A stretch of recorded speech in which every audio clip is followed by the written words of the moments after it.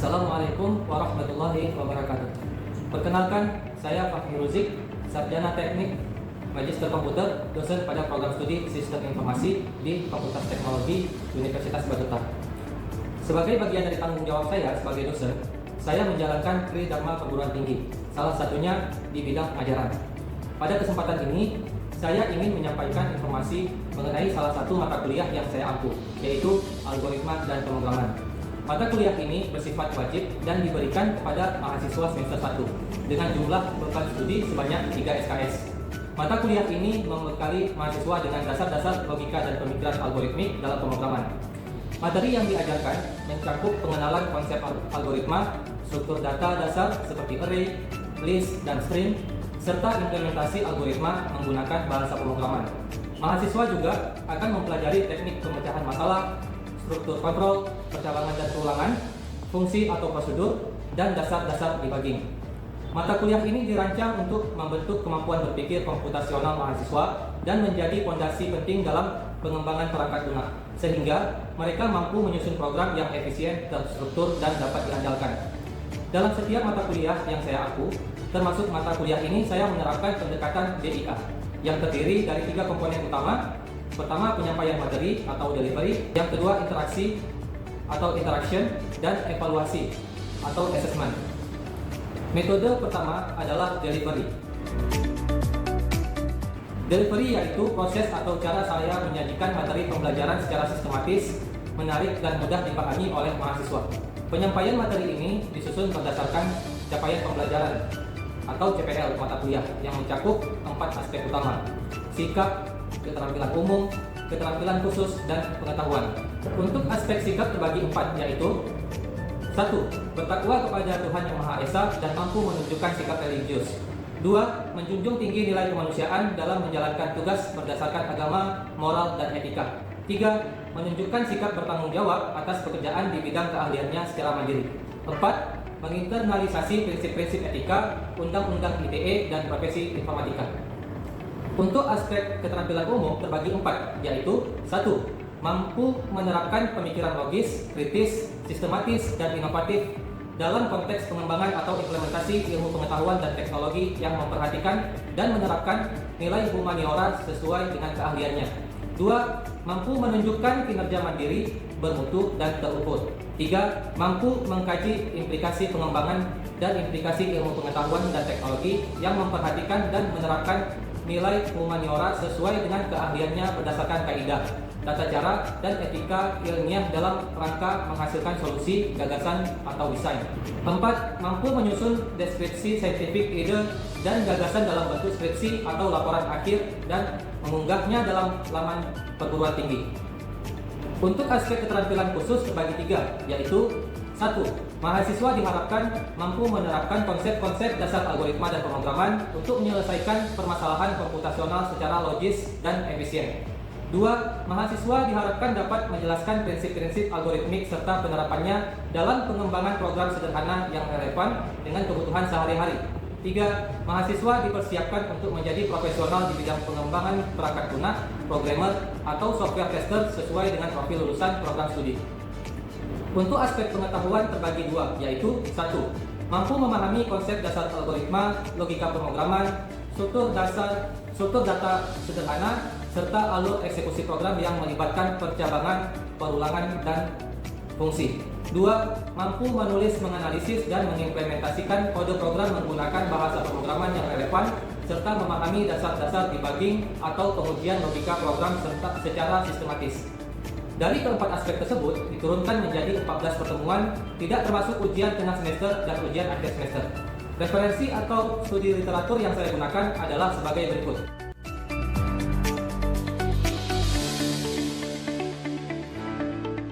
Dalam pengajaran mata kuliah algoritma dan pemrograman, saya menggunakan aplikasi Dev C++ sebagai alat bantu utama. Aplikasi ini digunakan untuk menulis, mengompilasi, dan menjalankan kode program, sehingga mahasiswa dapat memahami konsep dasar pemrograman secara langsung melalui praktik. Dev C++ dipilih karena tampilannya sederhana, ringan, dan sesuai untuk pemula yang sedang mempelajari bahasa pemrograman C++. Metode kedua yang saya terapkan adalah interaction. Interaction yaitu proses komunikasi aktif antara saya sebagai dosen dengan mahasiswa untuk mendukung pencapaian CPL. Pertama, ceramah atau kuliah pakar. Saya menyampaikan materi secara langsung melalui penjelasan atau presentasi guna memberikan pemahaman konsep secara menyeluruh kepada mahasiswa. Kedua, pembelajaran berbasis masalah atau problem based learning. Mahasiswa dihadapkan pada permasalahan nyata yang harus mereka analisis dan selesaikan secara individu maupun kelompok. Metode ini rutin saya terapkan di akhir setiap sesi pertemuan sebagai bentuk penguatan materi. Ketiga, pembelajaran berbasis project atau project based learning. Mahasiswa mengerjakan proyek yang kompleks dan relevan dengan dunia nyata yang memerlukan riset, analisis, serta penerapan pengetahuan. Proyek ini diberikan pada pertemuan ke-7 dan ke-15 menjelang ujian tengah semester dan ujian akhir semester. Yang keempat, pembelajaran mandiri atau self-learning. Mahasiswa didorong untuk mengembangkan inisiatif belajar secara mandiri, baik di dalam maupun di luar lingkungan kampus.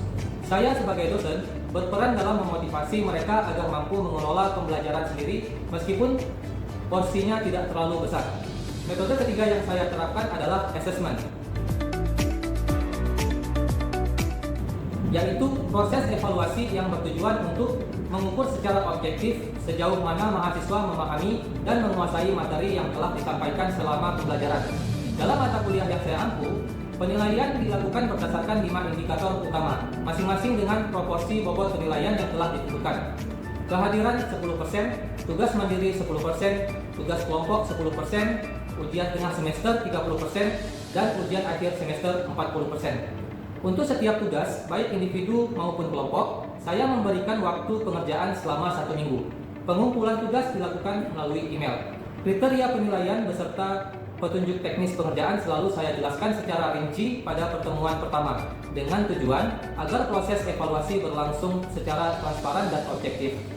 Demikian pemaparan 3 metode pembelajaran yang saya terapkan dalam mata kuliah algoritma dan pemrograman, yaitu delivery, interaction, dan assessment. Sebagai tambahan, berikut ini saya tampilkan dokumentasi cuplikan kegiatan pembelajaran yang dilakukan secara luring di kelas. Baik, Assalamualaikum warahmatullahi wabarakatuh. Ya, selamat pagi semuanya. Gimana kabarnya, sehat? Oke, nampaknya ini hadir semua ya. Jadi sebelum kita memulai perkuliahan hari ini, ada baiknya kita berdoa terlebih dahulu. Berdoa dimulai.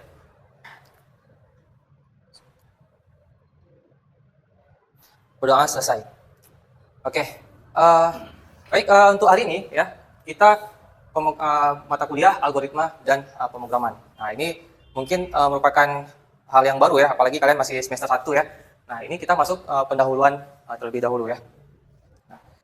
Nah, untuk topik pembahasan pertemuan yang sekarang ini, yaitu kita pengenalan dulu nih ya, apakah algoritma dan pemrograman itu ya. Jadi kita nggak langsung membahas tentang algoritma ya, tidak langsung membahas tentang algoritma. Kita membahas dulu berawal dari masalah ya, masalah itu apa ya, algoritma itu apa. Lalu kita masuk nanti tentang program dan pemrograman ya, notasi algoritmik dan pemrograman prosedural ya. Mungkin ini suatu hal yang baru ya bagi kalian ya, tapi nggak apa-apa, nanti saya coba menjelaskan menggunakan bahasa yang sederhana agar bisa dipahami dengan baik ya. Nah, langsung aja, yang pertama kita bahas itu tentang masalah. Nah, ada di sini kira-kira yang tidak mempunyai masalah? Ya, pasti semua masing-masing kita punya masalah ya. Nah, hidup manusia itu tidak lepas dari masalah ya. Bahkan hidup itu sendiri dapat dipandang sebagai rangkaian proses dalam menyelesaikan berbagai permasalahan. Jadi cukup banyak ya masalahnya dalam kehidupan ini. Jadi program output kita kan nanti kan membuat program nih. Nah, jadi nggak ujuk-ujuk langsung buat program, tapi kita dari masalah dulu nih ya. Kita identifikasi masalahnya seperti apa gitu ya. Nah, dalam konteks ilmu komputer ya, masalah itu diartikan sebagai pertanyaan atau tugas yang memerlukan jawaban atau solusi. Nah, ini di sini ada jawaban atau solusi ya. Jadi dari masalah itu pasti masing-masing masalah pasti perlu solusi ya kan.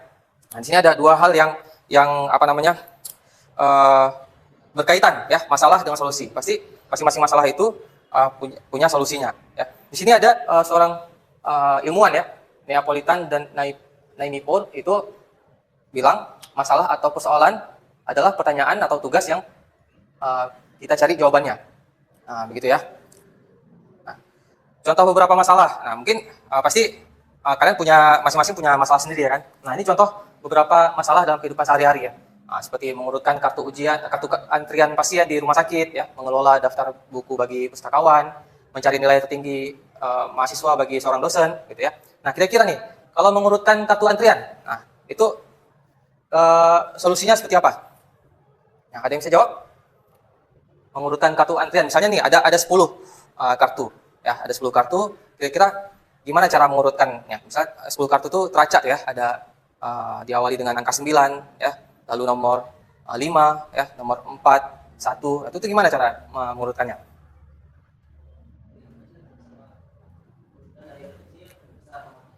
Ya itu ya betul ya, mengurutkan dari yang terkecil sampai yang terbesar ya. Mungkin pertama kartu itu mungkin disusun dulu ya kan, disusun dulu di depan kita ya kan, lalu kita pilih yang mana kira-kira yang paling kecil, nah, lalu kita letakkan di paling depan, lalu pilih lagi yang paling terkecil berikutnya, kan seperti itu ya. Nah, jadi setiap masalah itu pasti ada solusinya ya, ada langkah-langkah penyelesaiannya, nah, gitu ya. Nah, ini contoh masalah dalam sehari-hari. Jadi nggak perlu apa ya, terlalu ekspektasinya masalah itu terlalu besar ya. Ini yang simpel-simpel aja dulu. Ini contoh-contoh masalah yang simpel gitu. Nah, setiap masalah umumnya memiliki parameter atau masukan tertentu.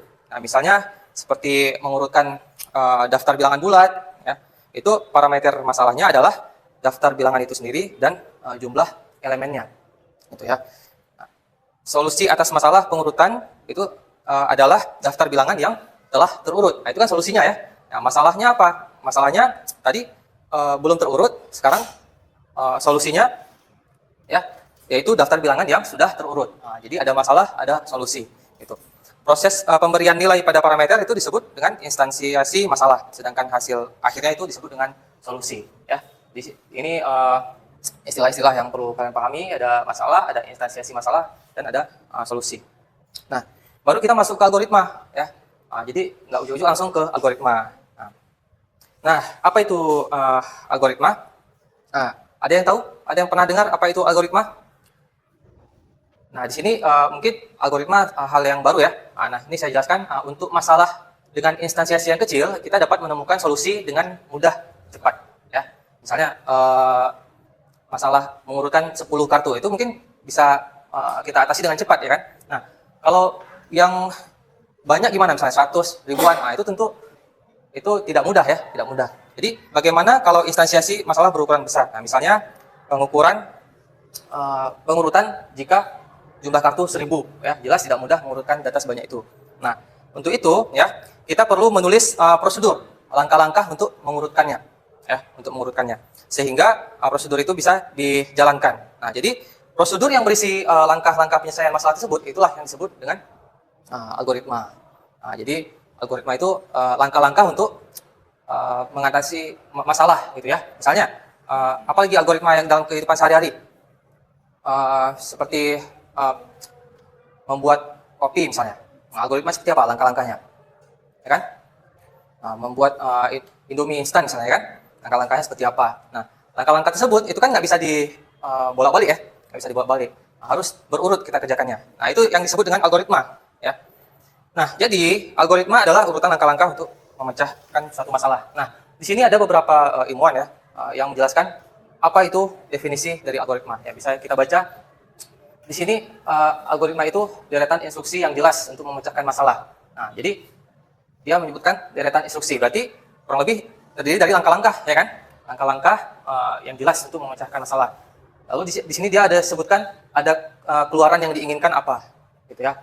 Lalu masukannya berupa apa dalam jumlah waktu yang terbatas. Nah, di sini ada deretan instruksi, ada masukan, ada keluaran, dan waktunya juga terbatas. Nah, itu seperti itu algoritma ya, menurut Levitin. Nah, di sini ada juga beberapa pengertian algoritma ya, langkah-langkah komputasi yang mentransformasikan data masukan menjadi keluaran, ya kan? Ada juga prosedur komputasi yang terdefinisi dengan baik, menggunakan beberapa nilai sebagai masukan dan menghasilkan keluaran. Nah, jadi lebih kurang ada masukan, ada keluaran, gitu ya. Nah, jadi misalnya nih langkah-langkah di sini kita lihat ada langkah-langkah mengurutkan 10 buah kartu, ya kan? Nah, pertama Ada langkah-langkah yang pertama itu cari kartu dengan nomor terkecil di antara kartu yang tersisa, ya kan?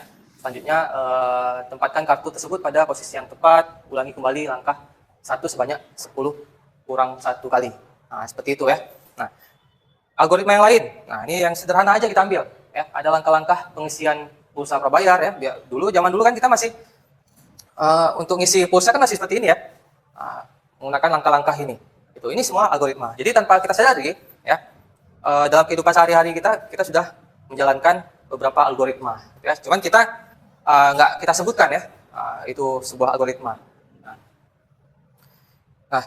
Nah ini nih, ini saya mau kasih challenge nih ke kalian ya. Di sini ada literatur klasik ya, yang dinamakan water jug problem ya. Misalkan nih, kalian dikasih 2 buah wadah ya, 2 buah ember, masing-masing bervolume 5 liter dan 3 liter. Kalian ditugaskan untuk mendapatkan air sebanyak 4 liter. Nah, itu gimana tuh algoritmanya? Kedua ember tersebut ya, dengan bantuan kedua ember tersebut, kalian boleh memindahkan air dari satu ember ke ember yang lain, membuang seluruh air dari ember dan lain sebagainya. Tuh, kira-kira bagaimana tuh algoritmanya? Nah, misalnya nih ada yang ini 5 liter ya, 5 liter. Nah, yang ini sebanyak volumenya 3 liter. Nah, bagaimana algoritmanya? Ada yang berani menjawab? Ya, boleh Pak Taul. Isi air 5 liter itu sampai penuh. Oke, ini berisi 5 liter, lalu?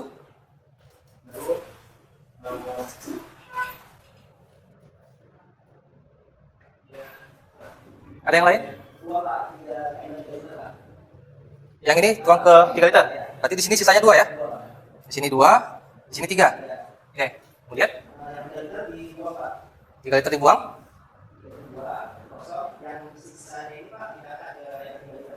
Yang ini pindahkan kemari. Oke. Terus? Isi penuh 5.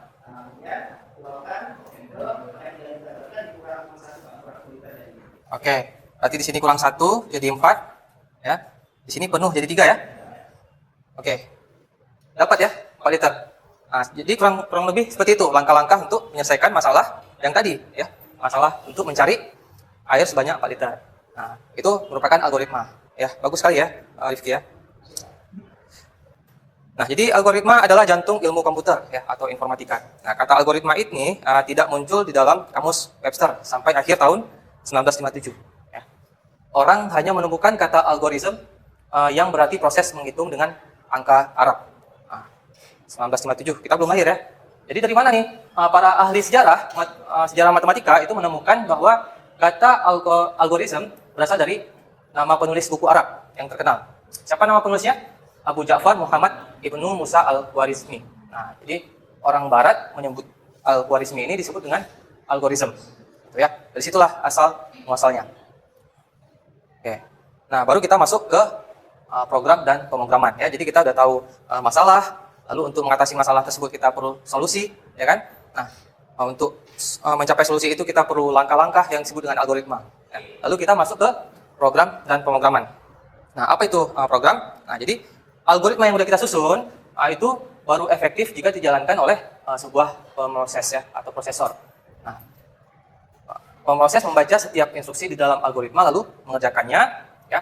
Jadi suatu proses syaratnya harus apa? Harus mengerti setiap langkah dalam algoritma, mengerjakan operasi yang sesuai dengan langkah tersebut. Nah, itu syarat pemroses ya.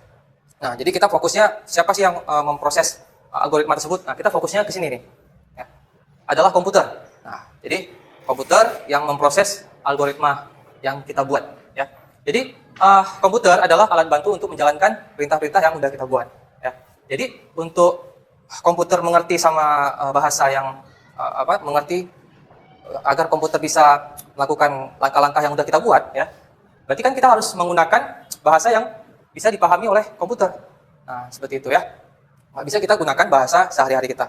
Gitu. Nah, oleh karena itu ya, algoritma harus ditulis dengan bahasa komputer ya. Jadi algoritma yang ditulis oleh bahasa komputer itulah yang dinamakan program.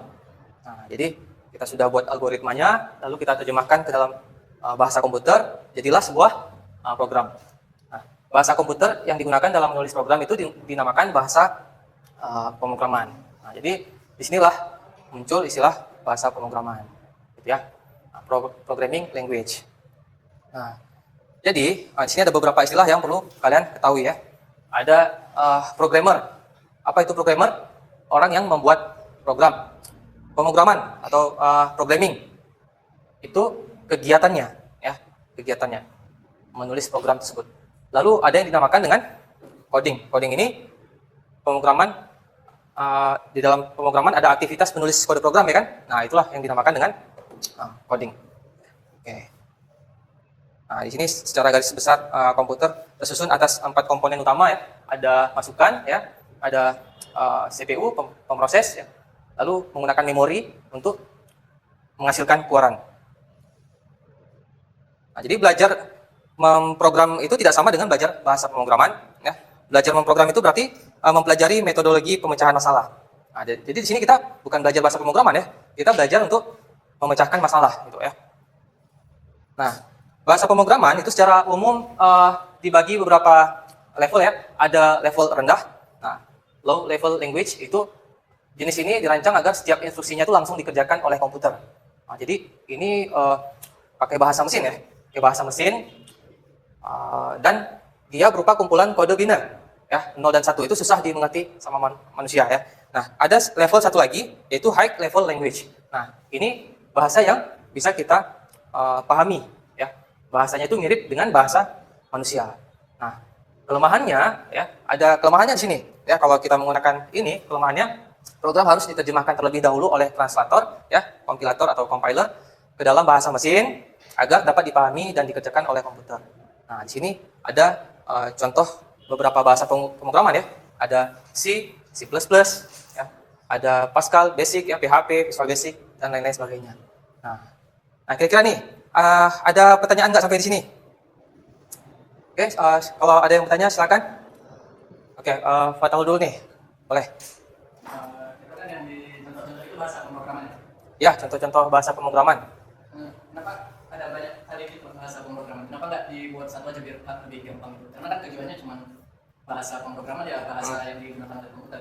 Kenapa bisa ada banyak nggak dibuat satu aja? Oh, oke. Kenapa nggak hanya satu bahasa pemrograman? Kenapa banyak sekali gitu ya? Gitu ya. Oke, pertanyaan yang bagus ya, Pak Taul ya. Jadi seperti kita juga ya, kita kan pasti ada yang menggunakan bahasa Indonesia, ada bahasa Inggris, ya, ada bahasa Arab. Nah, kenapa nggak satu bahasa aja?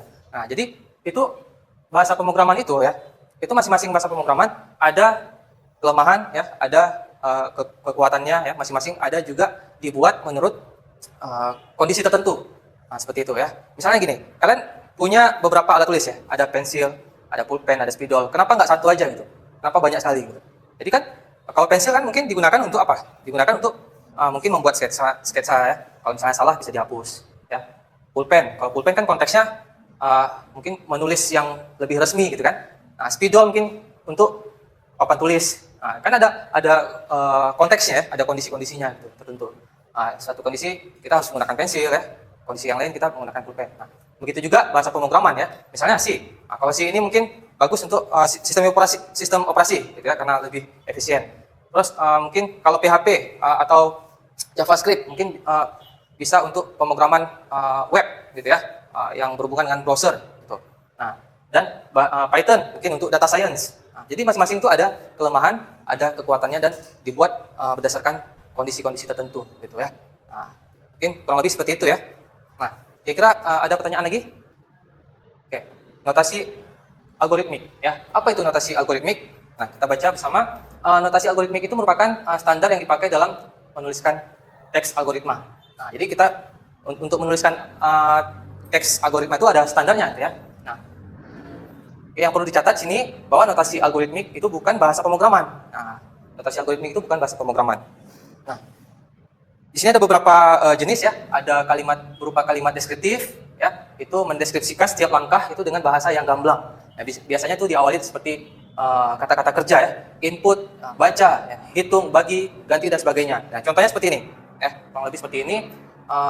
nih dimulai dari kata kerja ya, input nilai panjang kan, input nilai lebar. Ini algoritma untuk menghitung luas persegi. Nah, seperti itu ya, kurang lebih seperti itu. Nah, kemudian ada bagan alir ya, atau flowchart. Nah, flowchart ini dia merupakan urutan-urutan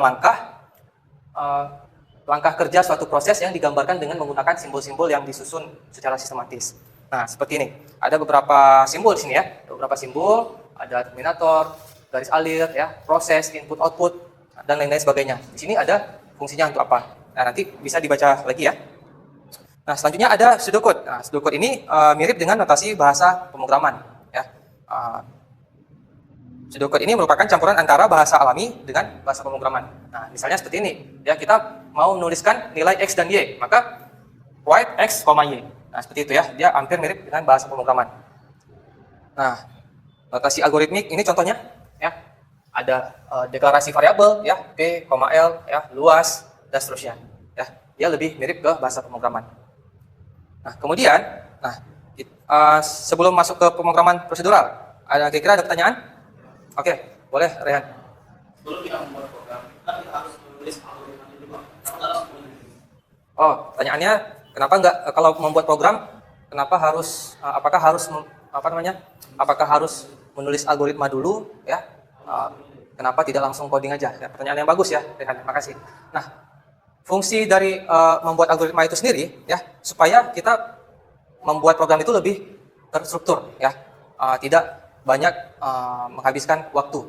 Nah, itu. Jadi dengan algoritma itu kita bisa lebih hemat waktu ya, karena kalau dengan kita membuat program dengan algoritma biasanya itu lebih sedikit kesalahan. Nah, seperti itu ya. Oke, ada lagi? Oke, kalau tidak ada kita lanjut sedikit lagi pemrograman prosedural ya. Pemrograman prosedural itu berisi urutan langkah-langkah penyelesaian masalah ya. Nah, ini berarti langkah-langkah di dalam algoritma menyatakan proses yang prosedural. Nah, jadi langkah-langkah yang algoritma yang udah kita buat tadi itu prosedural ya, prosedural. Dapat diartikan sebagai tahap-tahap kegiatan untuk menyelesaikan suatu aktivitas atau metode langkah demi langkah secara eksak dalam memecahkan suatu masalah. Nah, nanti untuk sekarang ini kita lakukan pemrograman dengan gaya prosedural ya. Mungkin nanti kalau selesai kalian semester ini, kalian bisa lanjut nanti pemrograman yang satu lagi, pemrograman berorientasi objek ya. Pada paradigma ini ya, data dan instruksi dibungkus menjadi kesatuan yang disebut dengan kelas. Nah, nanti bisa kalian pelajari lebih lanjut ya. Dan untuk semester ini kita menggunakan pemrograman yang prosedural. Di sini saya kasih latihan ya, latihan 1. Yang pertama, tujuannya untuk apa? Mengembangkan kemampuan berpikir algoritmik. Nah, untuk studi kasusnya, pilih salah satu saja masalah sederhana dalam kehidupan sehari-hari ya. Lalu kalian coba deskripsikan masalahnya, identifikasi apa kira-kira input, proses dan outputnya, lalu kemudian tentukan parameter dan solusi yang diharapkan. Nah, sampai di sini kira-kira ada pertanyaan? Baik, kalau tidak ada, maka saya tutup materi untuk perkuliahan kali ini. Sebelum kita tutup, ada baiknya kita berdoa terlebih dahulu. Berdoa dimulai. Berdoa selesai. Oke, terima kasih ya sudah hadir. Terima kasih sudah menyaksikan dengan baik. Saya tutup dengan Assalamualaikum warahmatullahi wabarakatuh.